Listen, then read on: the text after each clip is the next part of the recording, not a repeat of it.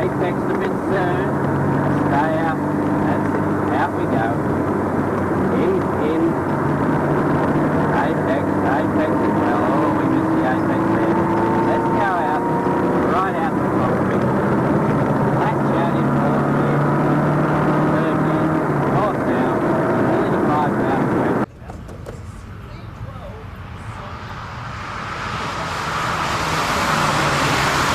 Well, welcome to another episode of repairs to this poor old Triumph 2500 Mark 1.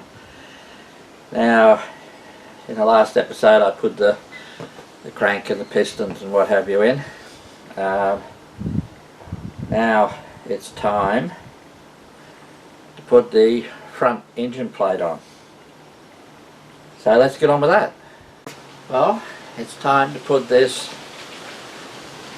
what do you call it, engine plate on, and that involves the gasket. Now,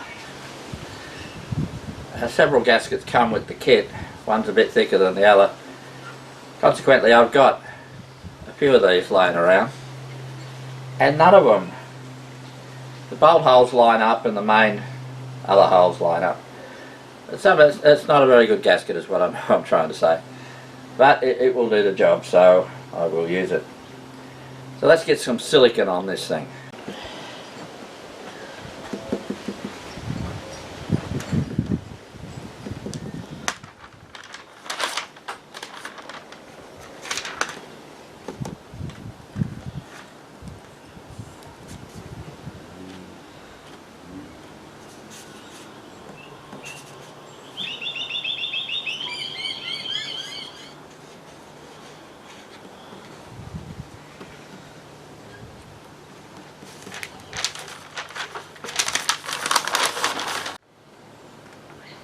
That's a bugger. Should have thought about this a bit more. The cover that goes on that covers the timing chains and what have you. Geez, what is it? Probably 90% of the bolts that hold that on are what holds this on. And now that I've siliconed that all up, I need to, put it on properly. So I'll have to put all those bolts on and then take them out later because I'm not ready to do the timing chains and what have you. Alright, let's do that then. Yeah, right. That one's either stripped or it should have a pin in it. I think it should have a pin in it somehow.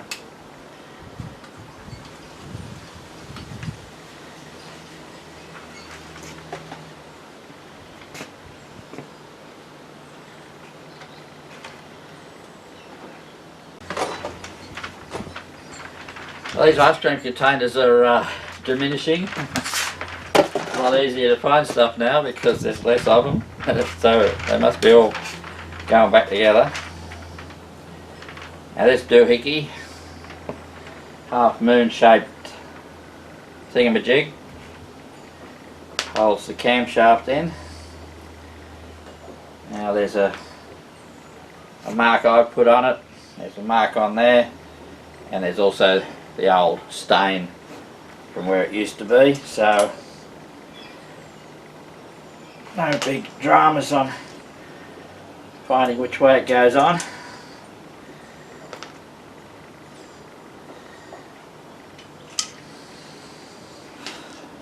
Now, as I've said before, this timing side of it worries the hell out of me because, anyway, I've marked it But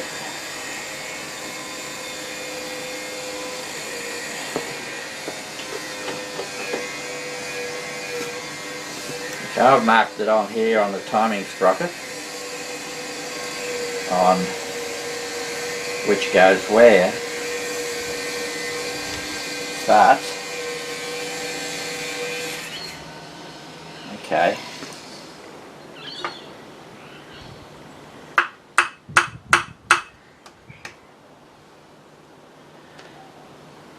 Alright. It does look like it can, the way I've marked it, it can only go one way. I've got two little marks here lining up with those two little marks there. This is where the bolts go rather than those ones. And this one, now my memory's working, lines up with that bolt. And basically, you couldn't do it any other way. Oh joy!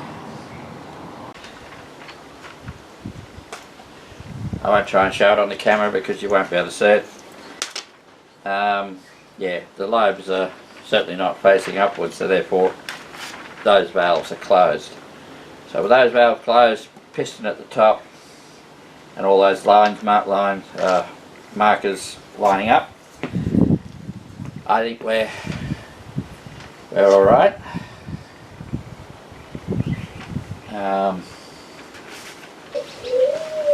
Might just put the distributor in and see whether it lines up with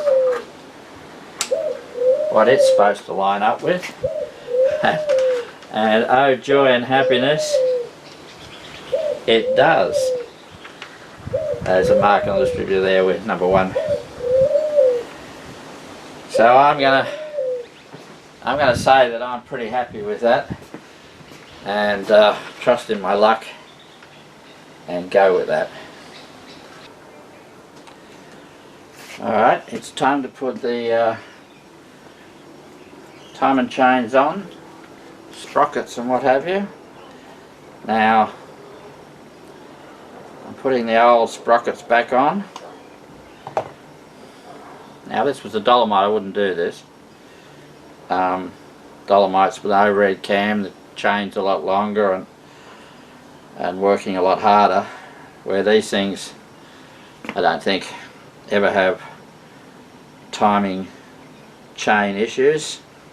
Now there's a what do you call it, flangey thing chopped in, and that's the side that goes to the engine, as I understand it. At least I hope it is.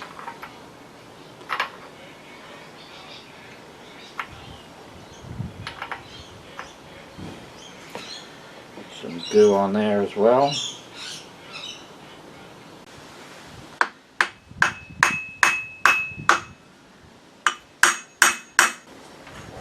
Let's put a straight edge on this to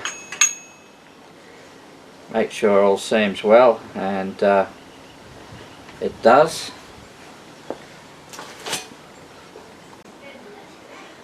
How is it that for how much cleaning you do of parts, there never seems to be clean?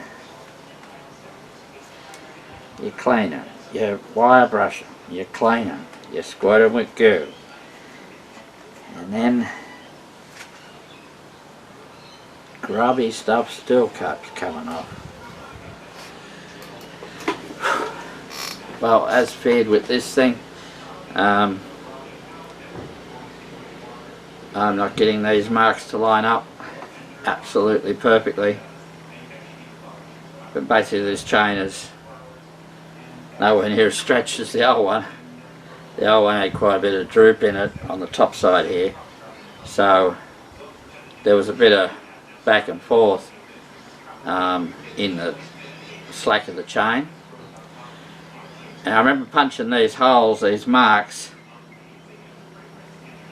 I did it with full droop on this side of the chain. Now there is no droop now. It's a tiny bit out, but oh, I don't know. Yeah, so I was having a lot of trouble working out the camshaft position. The workshop manual talked about lining up marks. Well, when I pulled it apart, there was no marks on this at all, that I could see. What I eventually, there were one pin punch mark, but it didn't seem to line up with anything else, and certainly nothing like the dolly. The dolly is so simple. Everything lines up. There's unmistakable marks to line up, and everything only goes together in one way on that car. But anyway, before I pulled it apart, I marked with a pin punch or a centre punch things that I thought should line up on where it was. So I put some marks here and this one to line up with that bolt there, and I thought I had it pretty good, but the timing chain, the old one, was really loose. So when I put it back together, I couldn't make the marks I'd made line up with the new chain on. It was like half a tooth out, and no matter what I did. Anyway, I had a bit of a brainwave overnight, and so I put the timing chain cover on and the pulley back on and lined up the timing marks that are on that. And once I'd done that, then my marks lined up again. It has something to do with the top dead centre on where that, I was just winding it around till this sort of came up to what, I'm starting to go back down again, so you sort of wound back a tiny bit, top dead centre, but that turned out to be quite a bit out. Once I put the timing chain cover, and there's a little tag that sticks out and a mark on the front pulley. So once I lined that and got the crankshaft in what that said to be top dead centre, then my old marks lined up, and it is now, these are all, everything's lined up. So joy and happiness, and whether it goes when we try and start it is another story. So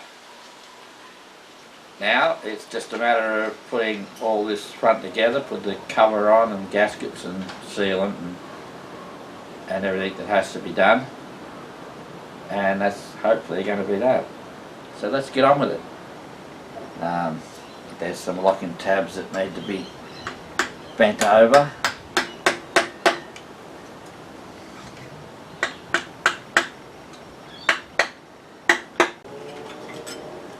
Now there's this oil spinner doohickey that needs to go on.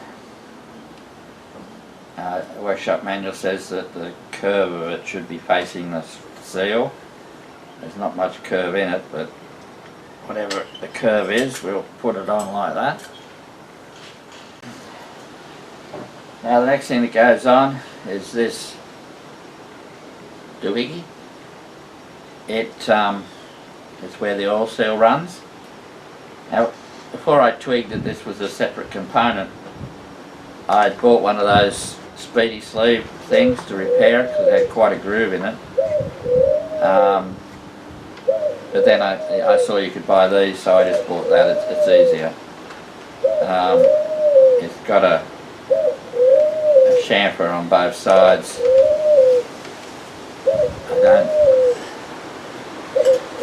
see that. I think the bigger one should be at the front. They're only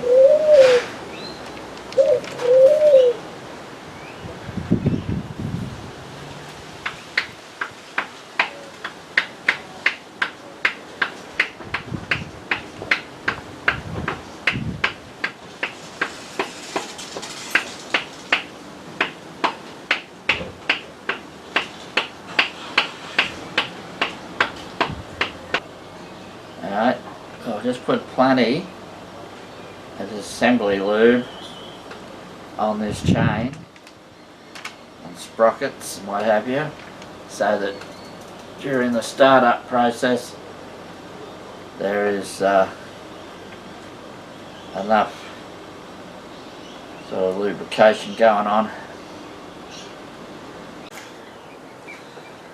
Alrighty then, it's time to put the time and chain cover on, which means gaskets and silicon. So let's get on with that. I just like to put a bit of rubber grease where the seal's gonna run. Probably just something I do, I'm not sure that it really matters. It's time. Now, this has got a time and like tensioner doohickey thing that you've got to get over the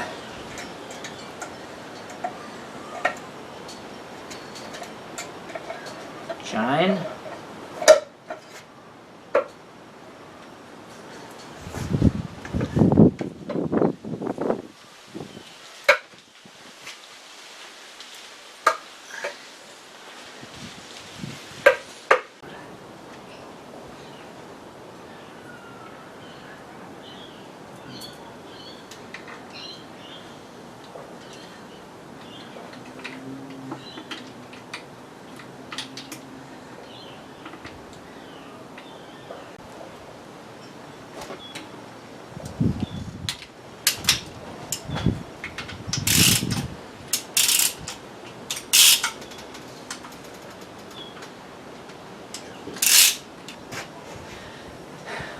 Alrighty, I've had it coiled that bolt at the front.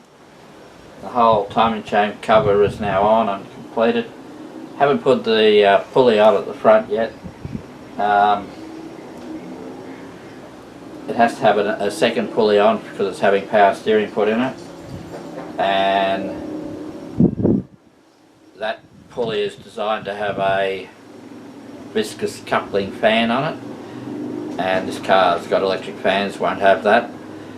That means there's a great hunk of steel sticking out where the viscous coupling fan went on. Anyway, that pulley is at a fitter and turner guy to take that extra bit off because it's going to foul on the electric fans. So I'll put all that on when I get that back. What I want to put in now is the oil pump and then put the sump on. It's a nice new oil pump. Now I am 100% sure that I cleaned a gasket off there when I cleaned it up. But there's no gasket in the kit and there's no reference to it in the workshop manual. And I watched a YouTube video of someone building one of these engines and they didn't talk about a gasket, and the picture of it looked like it didn't have one, but it's just a steel on aluminium sort of joint. It's inside the sump, but if it doesn't seal properly, it's not going to have the same pressure. I'm tempted to put the slightest skim of silicon on there, that's all.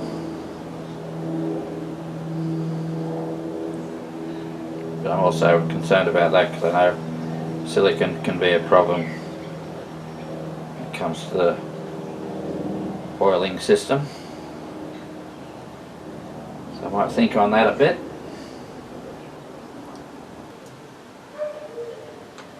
Yeah, I don't think I will put any silicon on there. I think I'll put it together the way it is. Actually, I think I'll put some of this assembly lube on it because I think the oil is just going to all run away and I'll end up with no oil on it eventually after the time it takes me to get this all finished.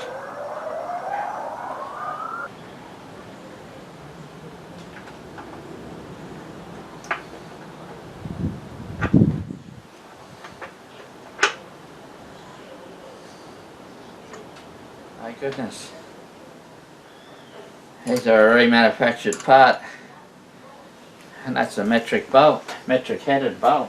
Why would you make a bolt with a 10mm head on it when it's a imperial thread? Alright, that's the oil pump on. Next job's the sump. Alrighty, it's time to put the sump on. Okay, the gasket's on there and all the silicon's on there. So it's just a matter of dropping this on and putting a whole lot of bolts in.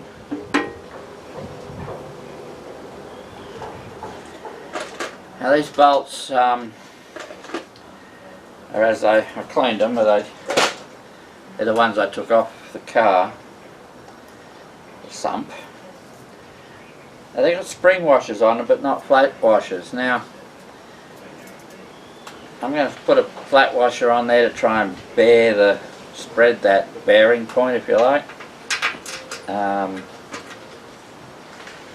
Just think it would be a good idea.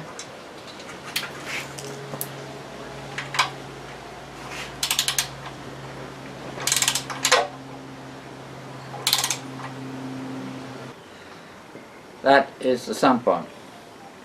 Well, next job's to put the head on. But before I can do that, these doohickeys need to go down in the engine. That's where the push rod goes, runs on the camshaft. And there's 12 of these, and they've all got to be cleaned up and made good. And then put down in, and they're all got to go back in the same spot they came out of. So they're all in little bags numbered. And so let's get on with that. Well, this is the last of these doohickeys to go in. It's number 12. Alright, let's get in there. Time to put the head on. First, I've cleaned up all these head studs. And they need to go in. I was sort of thinking I'd only put a couple in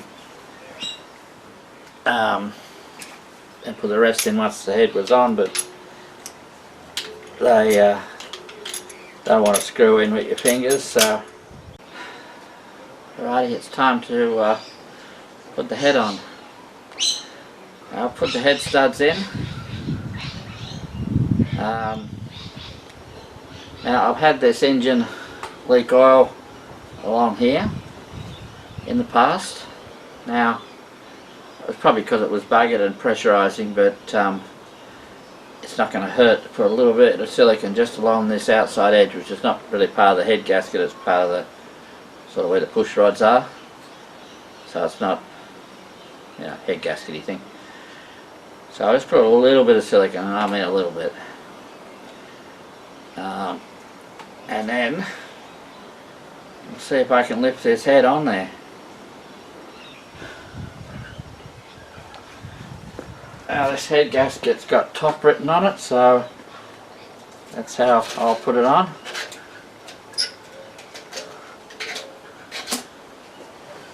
Alright, that's the head, the gasket ready.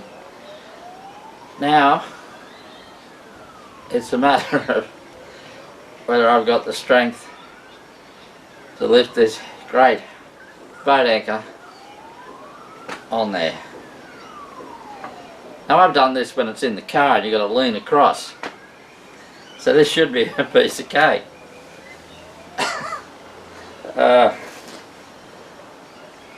I'll just psych myself up though. Give me a minute.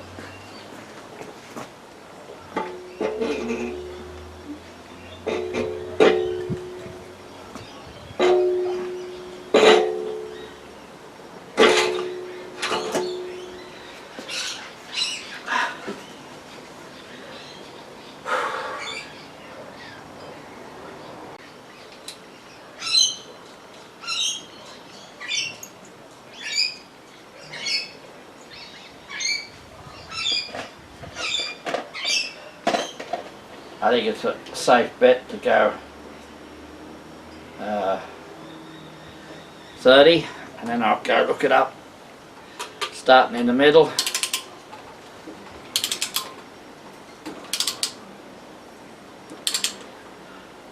What I'll do is just make them sort of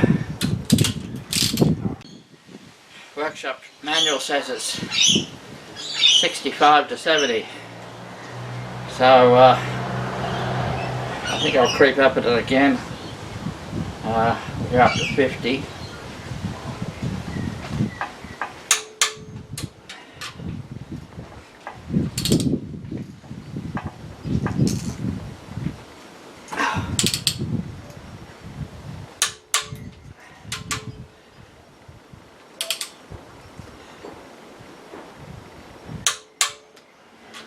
Well, there's still a bit of work to do on this engine, in as much as got to put the rocker gear on and then do the tappets. That's a bit of a rigmarole, so that'll take a bit of doing. There's a plug to go in here. I'm sort of blocking up a heater hose because I just don't need it. Usually just go in a loop, but it's just extra hoses that potential for problems, so I'll just plug that up. I think the distributor needs to go in. The front pulleys need to go on, but the front pulleys, because I'm putting power steering on it, there's an extra pulley, and therefore I don't think the bolt, well, the bolt won't be long enough, so I'll need to get a bolt suitable. Also need to put some brackets on that hold the power steering on, the pump on. And my father had another one of these 2500 Mark 1s that had power steering in it, that I put in it.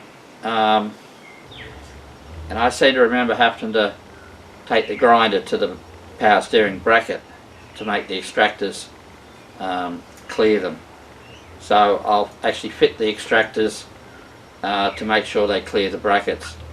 I'll then take them off to put it in the car, and I'll put them on later because I think they'll just be in the way. Well, yeah, I think they'll be in the way, so I think it'll be easier to do that.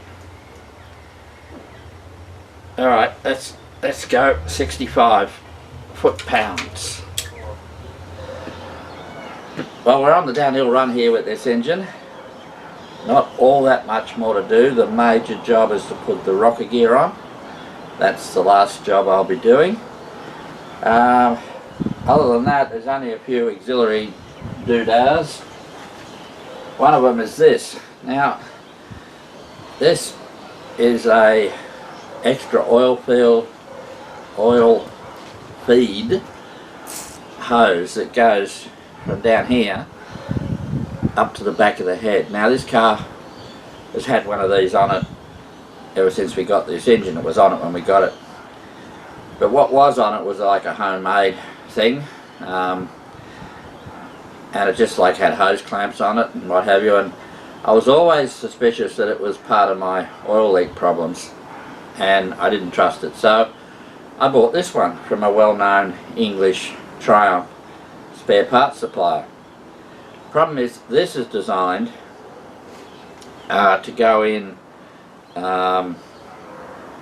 just here where the oil light sensor goes, just under the distributor.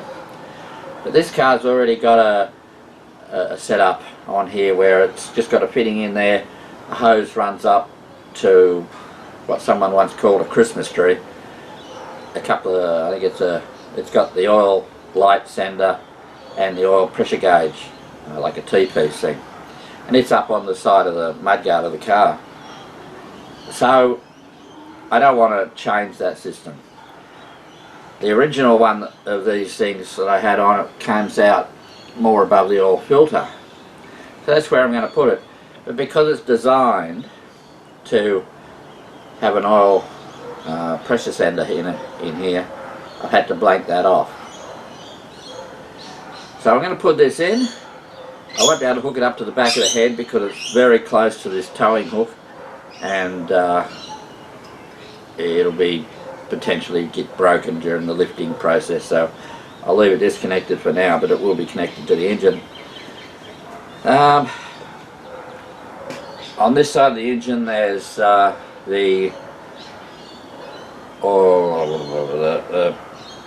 power steering pump bracket, and that's fouling on the extractors. So I need to take a grinder to that and get that right. The water pump needs to go on, and I can probably put the cross member doohickey on engine mounts and what have you.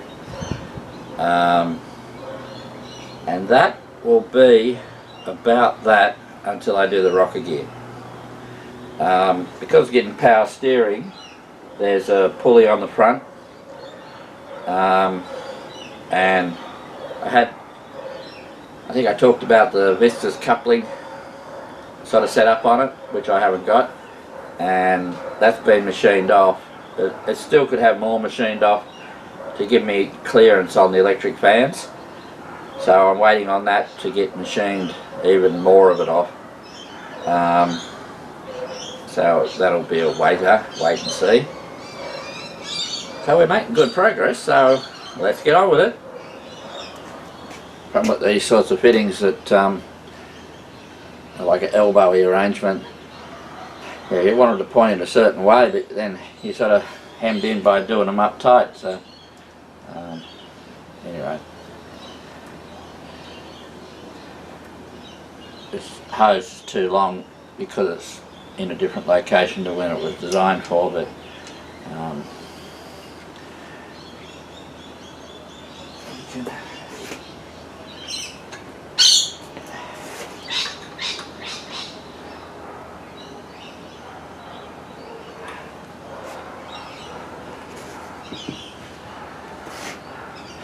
now I've just got this other fitting that's blanking this off.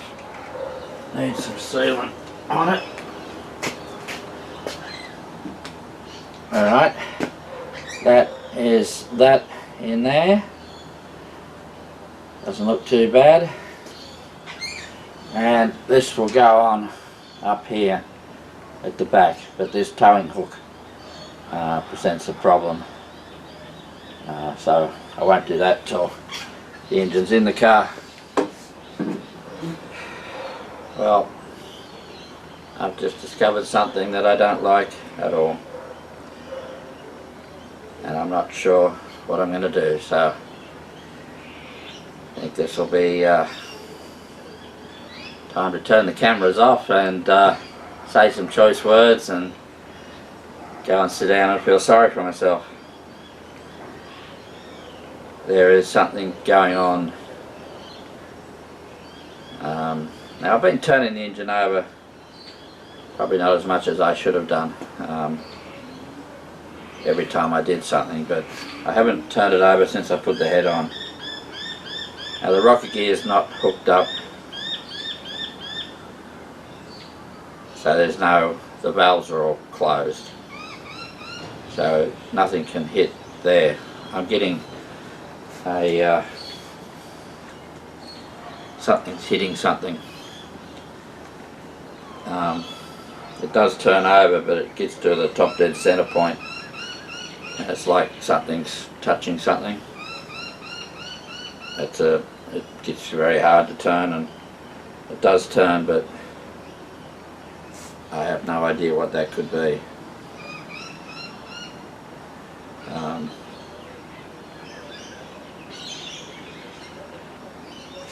Absolutely no idea.